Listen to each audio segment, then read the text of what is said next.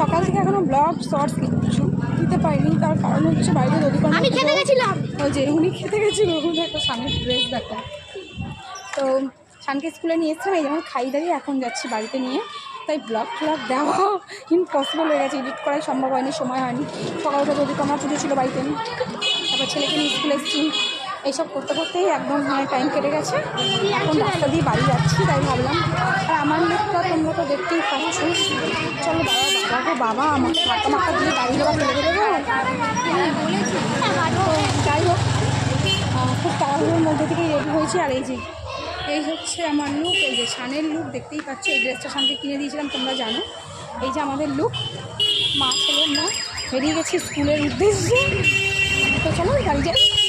তারপরে না তোমাদের সাথে পরে ব্লগটা কখন দেবো না দেবো জানি না, রিলস অবশ্যই শেয়ার করবো। কালকে অনেকগুলো রিলস করেছি, সেগুলোও শেয়ার করবো। তো যাওয়া যাক। আর কি বলবো বলো তো, গরমে আমি হাঁপাচ্ছি রোদের মধ্যে। চলো টাটা, আবার পরে কথা হবে, ঠিক আছে?